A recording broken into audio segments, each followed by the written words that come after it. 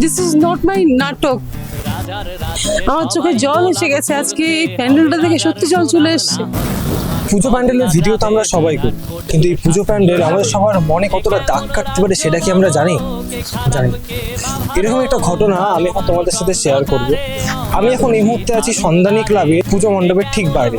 আর এই ক্লাবের পুজো মানুষের মনে ঠিক কতটা দাগ কেটেছে সেটা আমি এখন তোমাদের সাথে শেয়ার করব। ওয়েস্ট বেঙ্গল, নর্থ বেঙ্গল বলে কিছু বুঝি না, তবে আমি একটা কথাই বলতে চাই যে আমাদের বেঙ্গলটা প্রচন্ড পিছিয়ে। আমার চোখে জল এসে গেছে আজকে এই প্যান্ডেলটা দেখে, সত্যি জল চলে এসছে। প্যান্ডেল করছে, পুজো দেখছে, সবাই ঘুরছে ফিরছে, কিন্তু কেউ কিন্তু উপভোগ করছে না যে প্যান্ডেলটা কিসের জন্য বা কি কারণের জন্য, তাই না? কেন কি মাননীয় পিসিমা বা দিদি, তাকে তো বলার আমার কোনো সুযোগ নেই।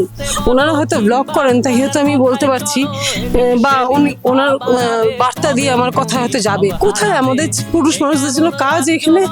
কোথায় আমাদের মহিলাদের জন্য এখানে মানে সতর্কতা বা তাদের জন্য একটা নিরাপত্তা? বলে নাকি সন্ধ্যার আগেই ঢুকে যাবে। যাদের মা বাবা অসুস্থ, তাদের সন্তানরা কি করবে? সেই মেয়েরা কি করবে? আমার একটু প্রার্থনা, একটু বেঙ্গলকে চেঞ্জ করুন প্লিজ। এতক্ষণ ধরে যে কথাগুলো শুনলেন, এটি শুধুমাত্র একটি নারীর মনের কথা না, এটি হাজারো মুখ বন্ধ করে থাকা নারীর মনের কথা, যেটা আজ একটি নারীর মধ্যে দিয়ে প্রকাশ পেল। আর এই সন্ধানী ক্লাবের পুজোকে অনেক অনেক ধন্যবাদ, তারা এরকম একটি সুন্দর পুজোর থিম আমাদের সবাইকে উপহার দিয়েছে। আমি আমার ভিডিওতে কখনো বলি না লাইক কমেন্ট শেয়ার করতে, কিন্তু আজকে এই ভিডিওতে আমি বলবো এই ভিডিওটা তোমরা সেই সমস্ত মানুষের সাথে শেয়ার করো যারা চায় আমাদের এই ওয়েস্ট বেঙ্গলটার পরিবর্তন হোক, আমাদের এই ওয়েস্ট বেঙ্গলটা আরো ভালো হোক, যেখানে রাত্রিবেলা নারীরা সেফ ফিল করে ঘুরতে পারবে, বাইরে বেরোতে পারবে।